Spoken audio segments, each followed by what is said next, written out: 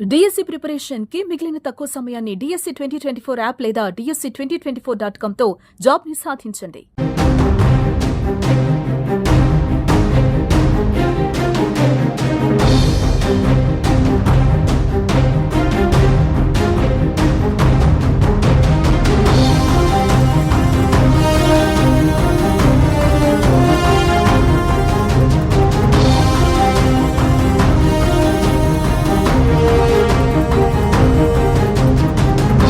పాకిస్తాన్ అణుస్థావరాలు దెబ్బతిన్నాయా? కిర్నా పర్వతాల్లో ఉన్న అణుస్థావరాలు సర్వనాశనమయ్యాయా? ఎందుకు పాకిస్తాన్ భయపడిపోతుంది? ఎందుకు పాకిస్తాన్ యుద్ధం అంటే వెనకడుగు వేస్తుంది? ఎందుకు పాకిస్తాన్ అమెరికా కాళ్ళు పట్టుకుంది? ఈ డాట్లన్నీ కలుపుతుంటే పాకిస్తాన్ మొదటి నుంచి ఏదైతే బెదిరింపులకు పాల్పడుతుందో, అణుబాంబులు వేస్తామని 130 అణుబాంబులు మన దగ్గర ఉన్నాయని బెదిరింపులకు పాల్పడుతుందో, ఆ బెదిరింపులకు పాకిస్తాన్ ఇప్పుడు దెబ్బతిన్నట్టే కనిపిస్తోంది. ఆ బెదిరింపులన్నీ వెనక్కి తగ్గినట్టే కనిపిస్తుంది. ఆ బెదిరింపులని తట్టుకోలేకే, ఆ బెదిరింపులని నిజం చేయలేకే పాకిస్తాన్ సంధి మార్గంలోకి వచ్చినట్టు కనిపిస్తోంది. తాజాగా అప్డేట్స్ అందుతున్నాయి. పాకిస్తాన్ దాచిపెట్టిన అణుబాంబులు దాచిపెట్టిన కిర్నా పర్వతాలపైన కూడా భారత ఎయిర్ ఫోర్స్ బ్రహ్మోస్ క్షిపణిని ప్రయోగించి ధ్వంసం చేసిందనే సమాచారం తెరపైకి వస్తుంది. ఈ సమాచారాన్ని ఇంకా అధికారికంగా ధృవీకరించాల్సి ఉంది. అయితే ఎప్పుడైతే అణుస్థావరం పైన భారత్ దాడి చేసిందో ఆ క్షణం నుంచే పాకిస్తాన్ అమెరికా కాళ్ళు పట్టుకొని భారత్తో సంధికి ప్రయత్నించినట్టుగా సమాచారం అందుతోంది. పాకిస్తాన్ రాజకీయ నాయకులు, పాకిస్తాన్ మంత్రులు, పాకిస్తాన్ ప్రధానమంత్రి మొదటి నుంచి భారత్ని ఒక్కటే బెదిరిస్తున్నారు. ఆపరేషన్ సింధూర్ లాంచ్ చేసిన తర్వాత మేం భారత్పై అణుబాంబుల్ని ప్రయోగిస్తామని హెచ్చరిస్తూ వస్తున్నారు. మా దగ్గర 130 అణుబాంబులు ఉన్నాయి, అవి భారత్ పైన ప్రయోగించడానికి సిద్ధంగా ఉన్నామని చెప్పినట్టుగా తెలుస్తోంది. కానీ పాకిస్తాన్ ఎదురు దెబ్బ తిన్నట్టుగా కనిపిస్తోంది. భారత వైమానిక దళం పాకిస్తాన్ దాచిపెట్టిన అణు బాంబుల్ని దాచిపెట్టిన కిర్నా పర్వతాల్లోని హౌసెస్ని ధ్వంసం చేసినట్టుగా తెలుస్తోంది. పాకిస్తాన్ అణు స్థావరాల నుంచి భారత్ దాడి తర్వాత కొంత రేడియేషన్ బయటకి రిలీజ్ అవుతుందని, ఈ రేడియేషన్ని అమెరికా గుర్తించిందని, అమెరికా విమానం, యుద్ధ విమానం ఒకటి ఆ కిర్నా పర్వతాల పరిసరాల్లో సర్వే చేసి అణుబాంబు విచ్ఛిన్నమైనట్టుగా గుర్తించినట్టుగా సమాచారం అందుతోంది. నిజంగా పాకిస్తాన్ అణుబాంబుల్ని పెంచే స్థితిలో ఉందా అంటే ప్రస్తుతానికైతే అటువంటి సిచ్యువేషన్ కనిపించలేదు. కానీ భారత్ మాత్రం ఆపరేషన్ సింధూర్ తర్వాత పాకిస్తాన్లోని 9 ప్రధాన నగరాలపైన ఏకకాలంలో దాడి చేసింది. 90 నిమిషాల్లో 11 పాకిస్తాన్కి సంబంధించిన యాంటీ డిఫెన్స్ సిస్టాన్ని సర్వనాశనం చేసింది. అక్కడి ఎయిర్ బేసులు కూడా నాశనం చేసి వచ్చాయి భారత బలగాలు.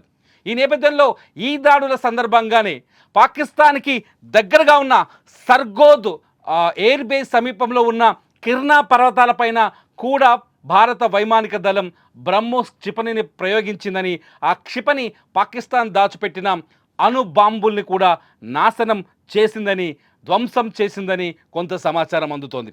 పాకిస్తాన్ అణు దగ్గర 1998 లెక్కల ప్రకారం పాకిస్తాన్ దగ్గర 160 నుంచి 170 అణుబాంబులు ఉన్నట్టుగా ఒక అంచనా ఉంది. 160 నుంచి 170 అణుబాంబులు ఉన్నట్టుగా ఒక అంచనా ఉంది.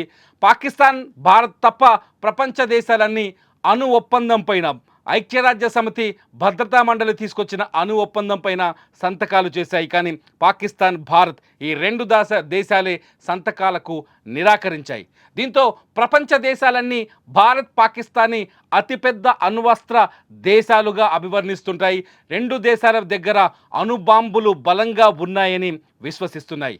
ఒకవేళ పాకిస్తాన్ చరిత్రలోకి వెళ్తే, అణ్వస్త్రాల చరిత్రలోకి వెళ్తే పాకిస్తాన్లో అణ్వాయుధాల తయారీకి పునాది వేసింది ప్రపంచ పెద్దన్నగా చెప్పుకునే అమెరికానే మొట్టమొదట పాకిస్తాన్ అణ్వస్త్రాలని తయారు చేయడానికి సపోర్ట్ చేసింది. కానీ మధ్యలో చైనాతో విభేదాల తర్వాత అమెరికా వెనక్కి తగ్గింది, యూరప్ దేశాలు వెనక్కి తగ్గాయి.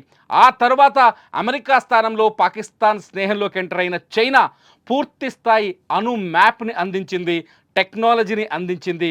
కొంతమంది అణ్వస్త్రాల తయారీలో కీలకమైన సైంటిస్టులను కూడా పాకిస్తాన్కి తరలించి అక్కడ అణ్వాయుధాల తయారీకి సహకరించింది. At the same time China పాకిస్తాన్కి ఆయుధాలను కూడా భారీ ఎత్తున అమ్ముతోంది. అయితే చైనా వస్తువులు భారత్లో డూప్లికేట్గా ఎలా కనిపిస్తాయో చైనా అణ్వస్త్రాలు కూడా డూప్లికేట్గానే ఉంటాయని మరోసారి కూడా రుజువైంది. ఎందుకంటే పాకిస్తాన్ ఆర్మీకి చైనా సరఫరా చేసిన అన్ని టెక్నాలజీలు విఫలమయ్యాయి. నిన్న భారత్ ఏదైతే 90 నిమిషాల్లో 11 ఎయిర్ బేసులపై దాడి చేసిందో ఆ ఎయిర్ బేసుల్లో పాకిస్తాన్ వాడుతున్న అత్యధిక టెక్నాలజీ చైనా నుంచి దిగుమతి చేసుకుంది. ఆ రాడార్ టెక్నాలజీ, ఆ రాడార్ వ్యవస్థ కూడా భారత వైమానిక దాడిని, భారత క్షిపణి దాడుల్ని పసిగట్టలేకపోయిందంటే పాకిస్తాన్ ఎంత వెనకబడిపోయిందో ఇక్కడ అర్థం చేసుకోవచ్చు. ఇప్పటికే పాకిస్తాన్ అంతర్గతంగా తీవ్రంగా దెబ్బతిన్నది. కరాచీ పోర్టుతో సహా మొత్తం 9 నగరాల్లో భారత్ విధ్వంసాన్ని సృష్టించినట్టుగా ఇవాళ ఇండియన్ ఎయిర్ ఫోర్స్ కూడా ప్రకటించింది. మే 7వ తేదీన ఈ దాడులు చేసినట్టు భారత వైమానిక దళం కూడా ధృవీకరించింది. ఇదంతా చూస్తుంటే యుద్ధం మొదలు కాకముందే పాకిస్తాన్ తీవ్రంగా దెబ్బతిన్నదని అర్థమవుతుంది. ఇప్పటికే పాకిస్తాన్కి ఆర్థికంగా గుండెకాయ లాంటి కరాచీ పోర్టు సర్వనాశనం కావడం, అక్కడ ఐఎన్ఎస్ విక్రాంత్ ప్రయోగించిన క్షిపణి పాకిస్తాన్ కరాచీ పోర్టుని సర్వనాశనం చేయడంతో ఆర్థికంగా తీవ్రమైన కష్టాల్లోకి వెళ్ళేది పాకిస్తాన్. ఈ సమయంలోనే 9 నగరాలపైన భారత్ మిసైల్స్ని ప్రయోగించి వాళ్ళ ఎయిర్ బేసుల్ని ధ్వంసం చేయడంతో ఆర్మీ కానీ పాకిస్తాన్ ఎయిర్ ఫోర్స్ కానీ కాళ్ళు చేతులు విరిగి మూలన పడ్డట్టుగా తయారైంది. ఈ పరిస్థితుల్లో భారత్ని భయపెడుతూ వచ్చిన, అణుబాంబులేస్తామని భయపెడుతూ వచ్చిన పాకిస్తాన్కి మరో బండరాయి పడ్డట్టుగా కనిపిస్తోంది. పాకిస్తాన్ అణుస్థావరం పైన కూడా భారత ఆర్మీ దాడి చేసిందని స్పష్టంగా ఇప్పుడిప్పుడే వార్తలు తెరపైకి వస్తున్నాయి.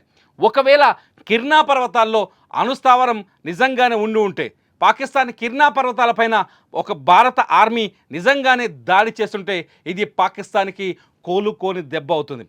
ప్రపంచవ్యాప్తంగా అణుబాంబు జరిగింది మొట్టమొదట కేవలం హిరోషిమా నాగసాకి పైనే. ఆ తర్వాత మళ్ళీ అణుబాంబు పేలింది మాత్రం పాకిస్తాన్ కిర్నా పర్వతాల్లోనే అవుతుంది. ఇది ప్రపంచంలో 2వ రికార్డు అవుతుంది. కిర్నా పర్వతాలు విధ్వంసం మొదలైతే అది పాకిస్తాన్కి కూడా తీవ్రమైన నష్టాన్ని కలిగిస్తుంది. అంతర్గతంగా పాకిస్తాన్ కూడా తీవ్రంగా దెబ్బతింటుంది. మొత్తానికి ఇంకా పూర్తి వివరాలు అందుబాటులోకి రావాల్సి ఉన్నాయి. అయితే భారత ఆర్మీ మాత్రం పాకిస్తాన్ కిర్నా పర్వతాలపైన దాడి చేశారా, వాళ్ళ అణుస్థావరాల్ని పేల్చేశారా అనే మీడియా ప్రశ్నలు అడిగితే భారత ఆర్మీ మార్షల్ మాత్రం అందులో వాస్తవం లేదు, అది ఇంకా మేము ఆ ప్రాంతానికి చేరుకోలేదు అంటూ ఒక విచిత్రమైన సమాధానం చెప్పారు. ఈ సమాధానాన్ని చూస్తే కూడా ఒక విషయం అర్థమవుతుంది. భారత ఆర్మీ ఎయిర్ ఫోర్స్ కిర్నా పర్వతాల్లో ఉన్న పాకిస్తాన్ అణుస్థావరాల్ని ధ్వంసం చేసిందేమో అని. ఒకసారి ఎయిర్ ఫోర్స్ మార్షల్ భారతి ఏం మాట్లాడారో ఒకసారి చూడండి. Thank you for telling us that Kirana Hill houses some nuclear installation. We did not know about it. Okay. We've not hit Kirana Hills, whatever is there. Okay. I did not brief in my briefing yesterday. Thank you. Ladies and gentlemen, thank you so much. As I said yesterday, as I said earlier and yesterday, it is difficult to take everybody's questions, and the DGMs have to reach somewhere right now. భారత air marshal AK Bharati చెప్పిన మాటలను చూస్తుంటే నిజంగా పాకిస్తాన్ ఇప్పుడు తీవ్రమైన ప్రమాదంలో ఇరుక్కుపోయినట్టుగా అర్థమవుతోంది. ఇదిలా ఉంటే అమెరికా మొదటి నుంచి భారత్ పాకిస్తాన్ మధ్యలోకి రాను అని చెప్పింది. ఆ తర్వాత అమెరికా అనూహ్యంగా భారత్ పాకిస్తాన్ మధ్యలో చర్చలకు సిద్ధమని చెబుతోంది. అంతేకాదు అమెరికా అధ్యక్షుడు ట్రంప్ కూడా కశ్మీర్ విషయంలో మధ్యవర్తిత్వం వహిస్తానని ఉచిత సలహాలు ఇస్తున్నాడు. భారత ప్రధానమంత్రి నరేంద్ర మోదీ చాలా స్పష్టంగా చెప్పారు, పీఓకే భారత్దే, పీఓకేని స్వాధీనం చేసుకునే వరకు ఎవరి సలహాలు ఎవరి మధ్యవర్తిత్వం మాకు అక్కర్లేదు అని. మరి మీరేమనుకుంటున్నారు? పాకిస్తాన్ అణుస్థావరం పేలిపోయిందా? అందుకనే భయంతో పాకిస్తాన్ అమెరికా కాళ్ళు పట్టుకుంటుందా? అందుకే అమెరికా భారత్కి ఉచిత సలహాలు ఇస్తుందా? అమెరికా కూడా ఈ యుద్ధ వాతావరణంలో నాటకం ఆడుతోందా? మీరేమనుకుంటున్నారో ఈ వీడియో కింద మీ అభిప్రాయాన్ని విస్తృతంగా రాయండి. మంచి కామెంట్స్ పైన నేను తప్పకుండా మరో వీడియో చేస్తా. చూస్తూనే ఉండండి సుమన్ టీవీ.